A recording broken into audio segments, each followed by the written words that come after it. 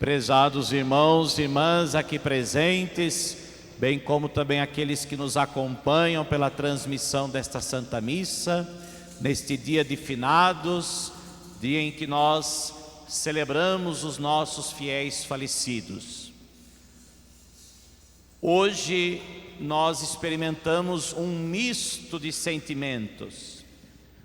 O sentimento pelo lado humano, pelo lado natural, que é próprio da nossa humanidade, que é a realidade da morte, a realidade da saudade, da tristeza, que permeia os nossos corações diante da morte de alguém que nós amamos, dos nossos entes queridos. E ao mesmo tempo, o sentimento que vem da fé, que vem daquele que crê na esperança da vida eterna, na certeza de que a nossa vida está com Cristo, na certeza de que, como bem nos falou o profeta Isaías na primeira leitura, o Senhor Deus eliminará para sempre a morte e enxugará as lágrimas de todas as faces e acabará com a desonra do seu povo em toda a terra. Portanto, este é um misto de sentimento que nós vivemos hoje.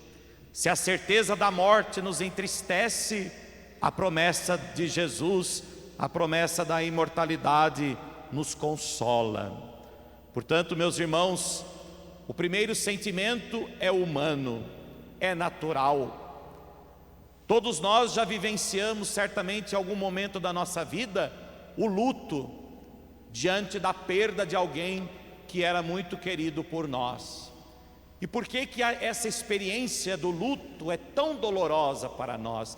E em certas ocasiões, como a de hoje, por exemplo, parece voltar aqueles sentimentos tão dolorosos que nós experimentamos, alguns há pouco tempo, outros há mais anos atrás, diante da morte dos seus entes queridos.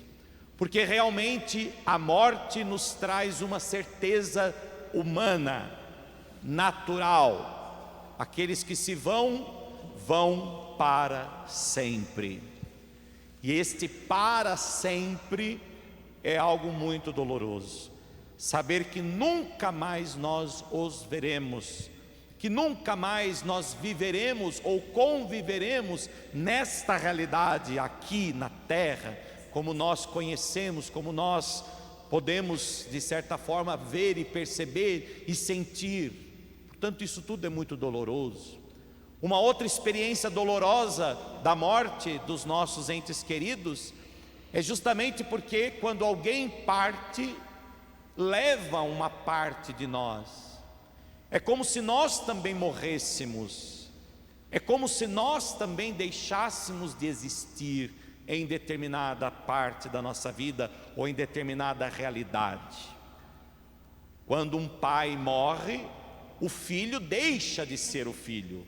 O filho já não existe mais, porque o filho existia enquanto existia o pai.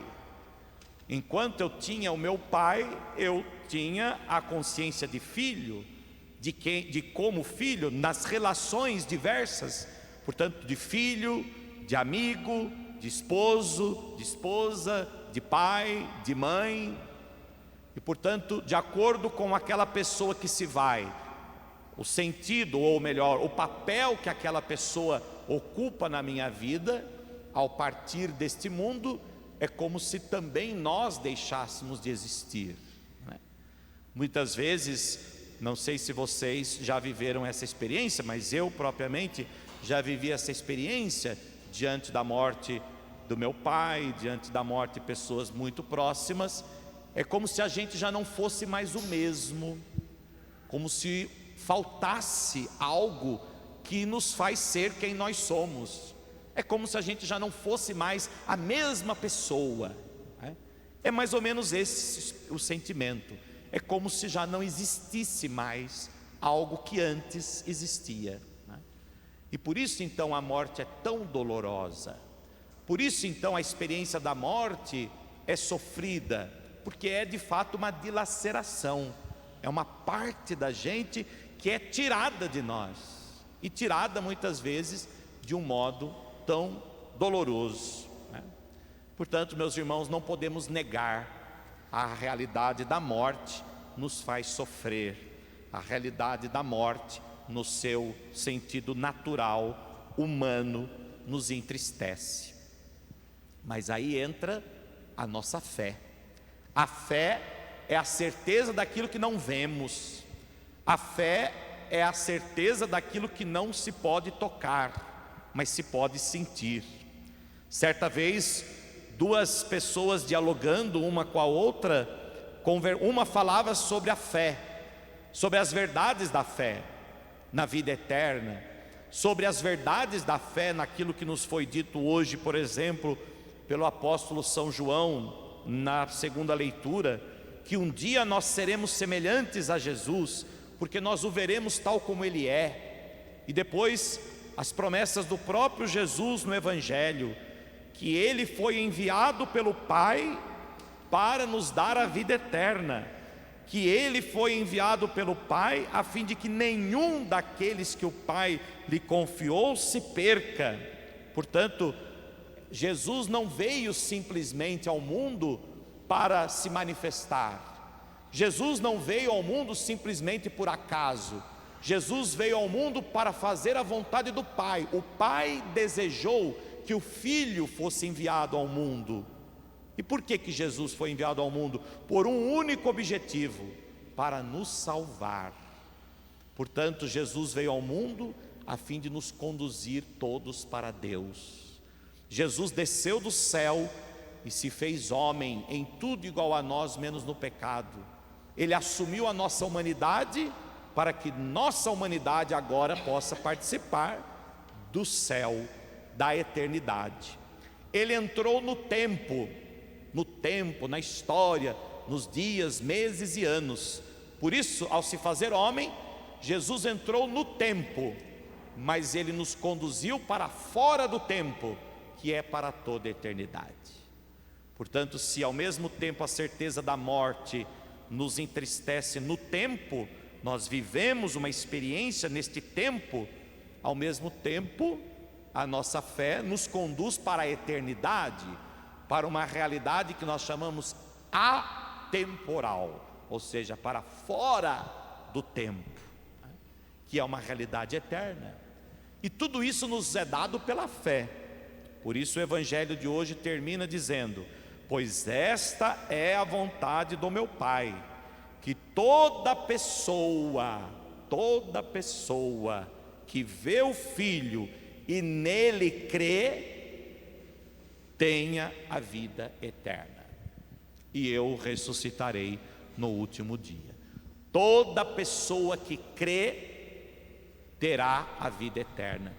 Portanto, meus irmãos, humanamente nós temos hoje uma experiência dolorosa em relação à morte, mas pela fé nós temos uma certeza, nós cremos. E por isso essas duas mulheres conversavam, uma acreditava, a outra não.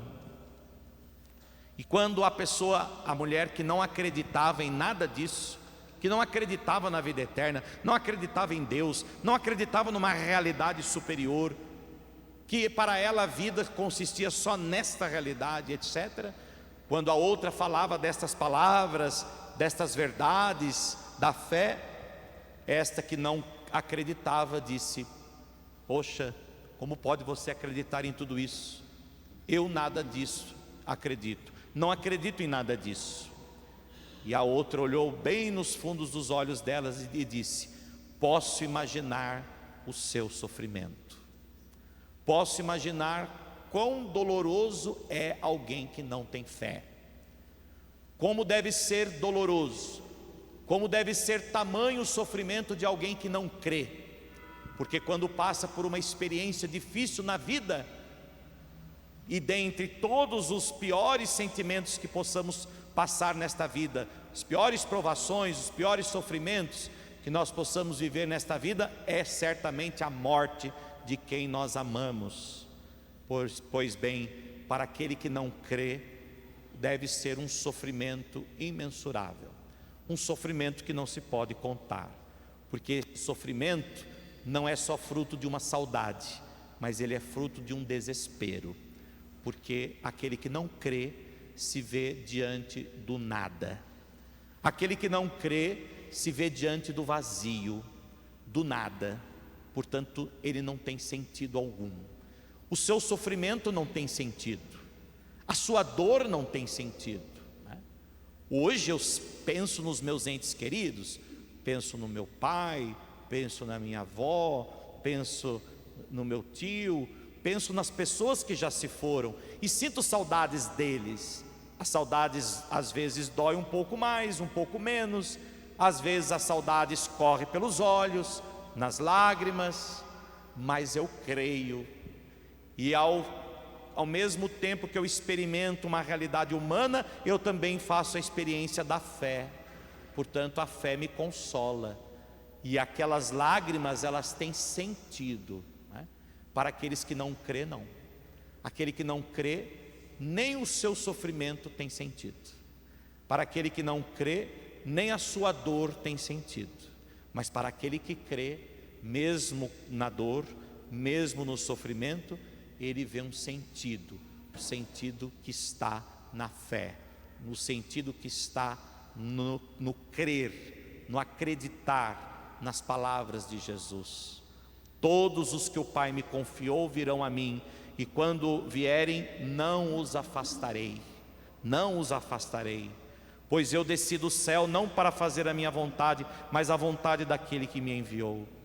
E esta é a vontade daquele que me enviou, que eu não perca nenhum daqueles que ele me deu. Portanto, o Senhor não perderá nenhum de nós, porque ele nos foi enviado pelo Pai, a fim de que nenhum de nós se perdesse. E esta é a nossa fé. Portanto, nós choramos por aqueles que se foram, mas ao mesmo tempo nós nos sentimos consolados, porque não estão perdidos, estão todos no Cristo, estão todos salvos por Cristo, porque Cristo jamais permitirá perder um só daqueles que o Pai lhe confiou. Portanto, hoje também a igreja recomenda as orações pelas almas, especialmente as almas que estão no purgatório. O que é o purgatório? O purgatório não é um lugar, mas ao mesmo tempo um exemplo. Para tentar explicar o purgatório, nós usamos de figuras, de imagens, mas as imagens são apenas para nos tentar levar à compreensão, já que nós estamos aqui na realidade humana, mas é um mistério, e como mistério ele ultrapassa a realidade racional. Mas se nós pudéssemos usar uma imagem figurativa do purgatório, o purgatório seria como uma antessala do céu. É como se a pessoa chegasse para um jantar, para um banquete muito importante, só que ela ainda não está vestida adequadamente. Ela ainda traz nas suas vestes algumas marcas que o pecado causou na sua vida lá na terra. Por isso ela já está salva, porque nenhum daqueles que o Pai me deu se perderão. Portanto, todos estamos salvos em Cristo, mas ainda não em plenitude. Não ainda podemos entrar na sala de jantar, não podemos ainda sentar à mesa do banquete que o Senhor preparou para nós, porque ainda falta uma purificação, um banho. Por isso, purgatório. Purgar significa limpar, purificar, lavar, né? Por isso o purgatório é um estado da alma já em Deus, no entanto ainda em purificação. É como se aqueles que já se foram estivessem diante de uma realidade tão grande que os aguarda atrás daquela porta, que a pessoa dissesse: não, eu ainda não estou preparado, eu ainda não estou totalmente preparado, eu ainda preciso me purificar para poder ver a Deus tal qual Ele é, porque Ele é perfeito. E os pecados que cometemos na terra nos foram tornando de certa forma imperfeitos.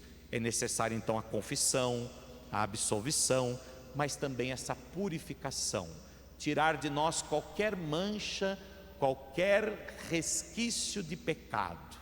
E por isso a igreja recomenda que nós, fiéis aqui na terra, rezemos por essas almas que estão se purificando, que nós não sabemos quem são. Podem ser os nossos parentes, como podem também não ser mais eles, porque pode ser que eles já se purificaram, e tendo se purificado já estão na santidade do céu, por isso já são santos, né? Pode ser que muitos parentes nossos já são santos, mas pode ser que ainda há aqueles que necessitam desta purificação, que se dá pela oração da igreja, pelo sacrifício da Eucaristia e pelas indulgências que a igreja concede. Neste caso, hoje, até o dia 8 de novembro, todos aqueles que visitarem os cemitérios ou as igrejas, rezarem nas intenções do Papa, o Creio e o Pai Nosso, lucram indulgência plenária para estes fiéis. O que é indulgência plenária? É justamente graças especiais concedidas pela igreja a fim de purificar as almas que estão no purgatório. Ao longo do ano, nós recebemos indulgência plenária para purificarmos já aqui na terra aquilo que haveremos de nos purificar no purgatório. E a igreja concede em vários dias do ano a indulgência plenária para nós.